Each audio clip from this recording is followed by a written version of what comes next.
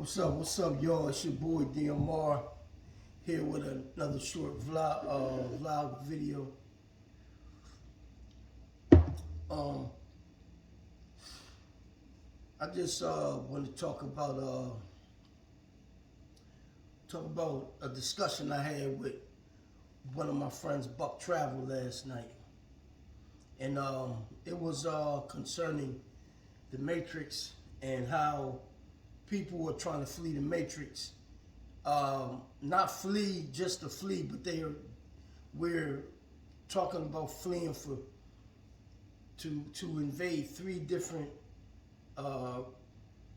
reasons why I want to escape the Matrix, and probably he wanted to escape the Matrix. The one problem is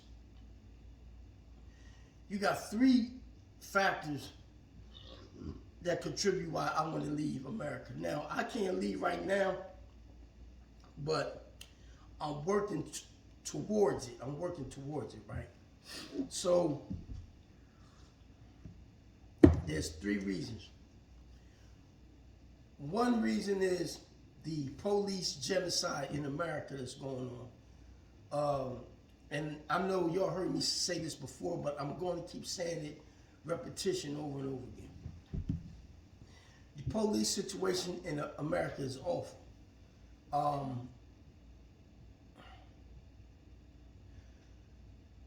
That's one reason. You may get killed by the police. Number two, you might get killed by Pookie and Ray Ray on some dumb shit. I'm just keeping it real. Somebody might be staring at them wrong and they may ask you, what's the problem? They might step back and shoot you, or you may have a little road rage incident with them. But it can something can go down, right? So it's easy to lose your life today dealing with Pookie and Ray Ray. The third issue is dealing with people of the dominant society that are not law enforcement. I'm not saying all of my European American brothers are like this, but what I'm saying is you have a certain percentage of people in America, they think that they are looking to deal with African American men and women, but primarily African American men in a violent way. So we have police genocide from the police. We have white supremacists, and we have our own people that we're dealing with through the ignorance of our own people, meaning Pookie and Ray Ray. Now you got one more factor, is that you got other foreigners that come here that they thought that they was going to do good in America, but they come here and they seeing the true realities of what the United States offers. So they can't go back home to their country because they don't get enough money. So what they do, they act out in society. And sometimes you can get caught up as a African American in the middle of that, okay? Now, those are four. Now, it's four, right? Four. Now, who would not want to flee a country, but I'm still going to have ties to America. I'm still from America. My passport says American, my driver's license, and all of that. So I'm not cutting my ties with America. But what I'm saying to you is I would like to go someplace and enjoy. I'm not going to say the last days of my life, because I don't know if I might live until 100 years. I might live until 115 years. I don't know. Only God knows that it's a time that you were born and it's a time that you're going to die. So in that framework, you got time to make it happen, right? Now, I know a lot of us grow up and we grew up hard and we dealt with some stuff as a childhood. I dealt with stuff as a childhood. But at a certain age, I understood that whatever I do at an age, it goes on my record. And it's going to prevent me from doing good in the future, because after 18, your record follows you at 18 on up. Juvenile, it stops. 18. So now, when you have people that was doing a lot of fuckery, like I was doing back in the day, But the only thing between me and them other cats, I was smart in doing the shit I was doing. I got caught a few times, but I wasn't involved in no serious shit like, you know, I used to sling a little weed here and there, but what I'm saying to y'all is you learn from as you're going, as you're in your teens, in your 20s, you're learning and you're beginning to adapt to life. It wasn't until I was 30 years old that I made my first trip to Morocco and I understood international travel. What led me to think about international travel was when I read the autobiography of Malcolm X. That's what changed my mindset. I never thought about travel until I read that book and I seen his movie and I understood international travel when Malcolm was going from the nation and he made a I forgot that word. I had said it in my other vlog. He made a not a transformation. He evolved, right? So he was more international after he left the nation. In my book. So when I seen, I said, man, he traveled over to Morocco, Algeria, all these countries. So I said, you know, maybe I should do that. So the opportunity came from a friend of mine that I knew, and I went over to Morocco. I stayed and it opened my eyes up. So now, going back to our topic, traveling is the black man's outlet from American problems. Now, when you go overseas, understand one thing. When you go to a foreign country, you may have the privilege of being an American. And you may have certain rights, but you have to understand and you gotta do your research, man. When you go overseas, you fair game. So you gotta be on your best behavior. You do not bring that matrix attitude to no foreign country that you go to. Whether it be Puerto Rico, although Puerto Rico is a part of the United States, you're still dealing with people that speak Spanish and English, but I'm saying still, it's, you know, that's not America. So you're dealing with Dominican Republic. I've been there twice. I've been there. I've been through the neighborhoods and everything. I jailed with the people. I ate at spots. You know, I spoke to people. I've been to Morocco. I was on my best behavior. Even Canada. So what I am saying is, when you go to these countries, you have to behave accordingly and you have to change your thought pattern. You have to do this.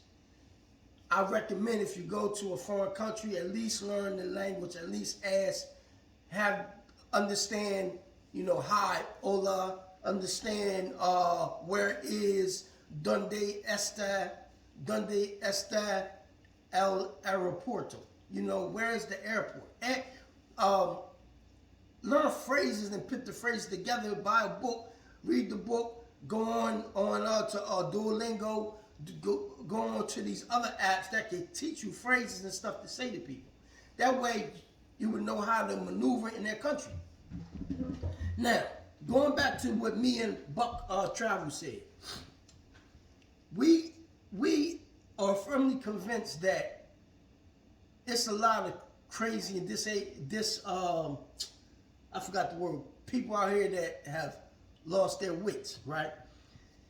And we was talking last night about how people are so crazy, it's going to put us in a position that we can't travel. And this has to be talked about, especially people of color. Not only African Americans, but people that are from other parts of the world that want to go to these other countries and flee the constant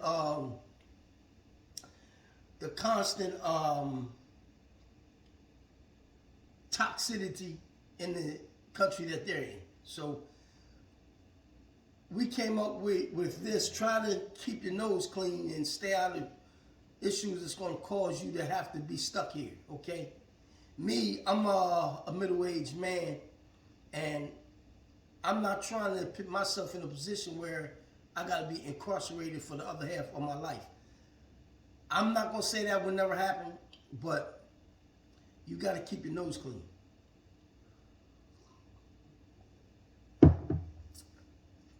And for African American men that are able to travel and maneuver and get a passport, it's highly recommended that you go someplace and check it out, hang out there, go to the beach, but get out amongst the people. You got to get out amongst the people. Resorts serve a purpose of security. I say this again. Resorts serve the purpose of security. What do I mean by that? This is what I mean by that. When you go to a country and you don't know anyone, you go to the resort and you stay on the resort, you try to make connections before you leave with people, and you call them to the resort and you speak to them and you talk to them at the resort, and it's a safety net. When you step outside that resort, you are no longer bound to the terms of that resort. So you have to be careful and have confidence. And yes, I do believe in God. You have to have confidence in the Lord. I'm not going to say in your Lord. It's just one God. So we believe in one God. So in the Lord, I put my trust. Okay? If I go outside that resort and I get caught with my pants down, then I just get caught with my pants down. I'm going to do everything that I have to do to survive that situation. But if I end up on the short end of the stick, then so be it. But you got to get out that fear factor, man. Or either go to a country and there's a hotel, go to the hotel, stay, do your documented research, talk to people, say, yo, man, are you from here? Yeah, I'm from here. How's the area? And just go there, go to the hotel, go in the area to the restaurant and things like that. But again, on topic, if you are a black man and especially in America, dealing with the upsurge in violence, you got the inflation prices with the food prices is out the roof. You got situations with the gas prices, the food prices. Even these restaurants is getting ridiculous. A friend of mine called about a daggone chef salad. They asking $18. Now, they was going to deliver it at the job, but it ain't even that far from the job. It's like about 2 or 3 miles. They asked $18 on top of the tip. So at the end, you paying $20-something. So again, a lot of people is leaving America ill. And I would like to make this point between why black people leave America and why white people leave America. First of all, to my European American brothers, and I can only relate to this. A lot of my white European brothers from America and sisters, they leave America because they are tired of the prices. We want to leave America and we want to go somewhere and reside to live out the other half of our lives because we want to flee the self-hatred of our people, which is going on, the killing of our people by the hands of each other, which is going on, the killing of the police, and the high gas prices and the food prices, and the killing from European American dissatisfied men or women that feels as though that society owes them something. So they want to go shoot a person that look like me so they can feel better.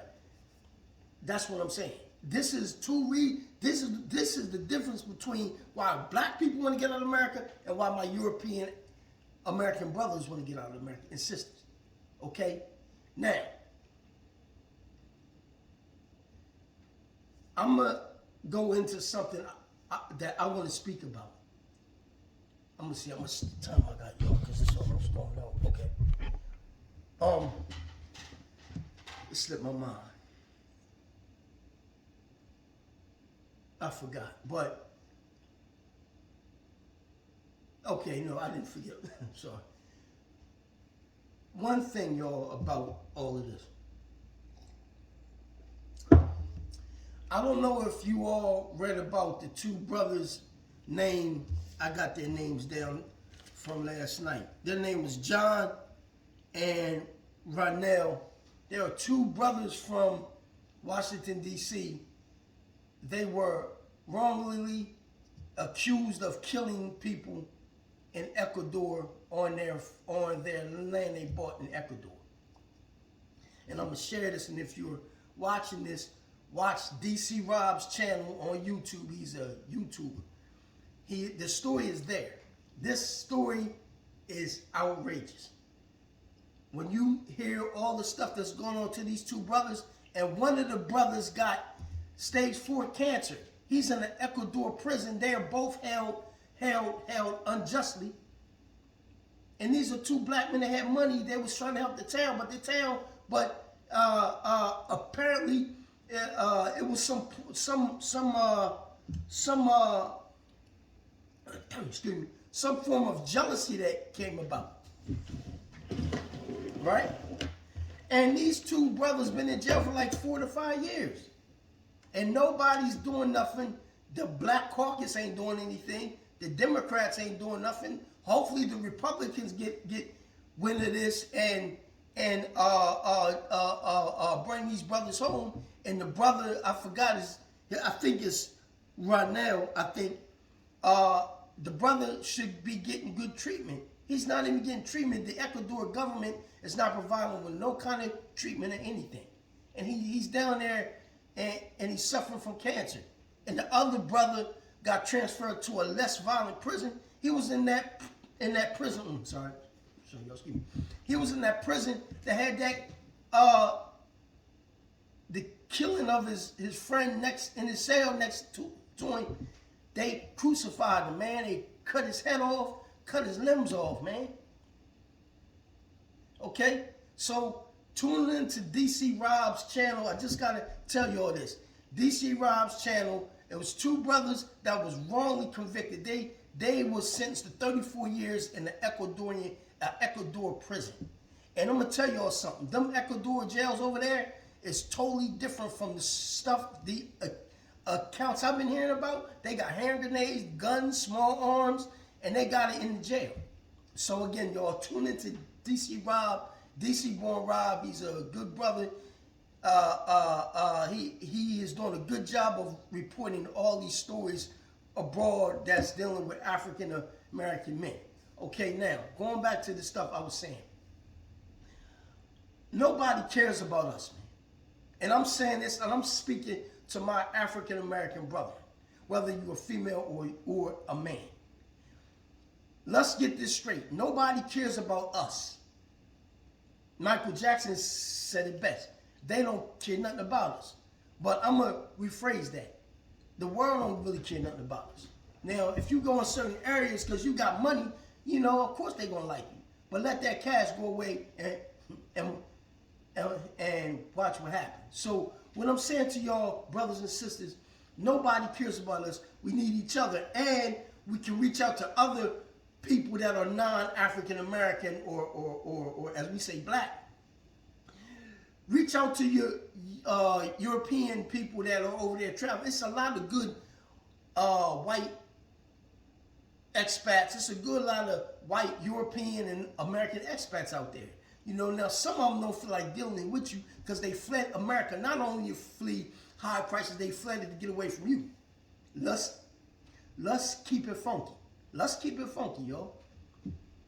And there's some black expats. Matter of fact, it's this expat down in Colombia. I'm not going to say his name.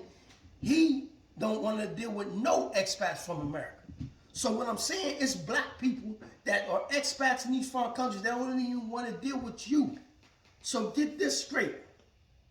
What you want to do is you want to build a contact group for your safety and talk to like-minded people. If some people don't feel like dealing with you, fine and dandy. Don't fool with him. But that's what I'm saying, y'all. I just wanted to share that with y'all. And again, tune into DC Born Rhymes channel with them two brothers that are wrongly convicted in Ecuador. And take heed to the stuff I was saying, y'all. If I offended anyone, that was not my intention. I got to keep it funky. I got to keep it 100. I don't fake the funk. And again, it's your boy DMR. I'm about to go to work. I got to make that green. But until then, oh, and hit the like button, subscribe to my channel. I'm a beginning YouTuber. I got some good videos about DR, about the Boca Chica Beach, Santo Domingo, Dominican Republic. I got some workout videos. So drop a comment, drop my like, and again, y'all, until next time, peace.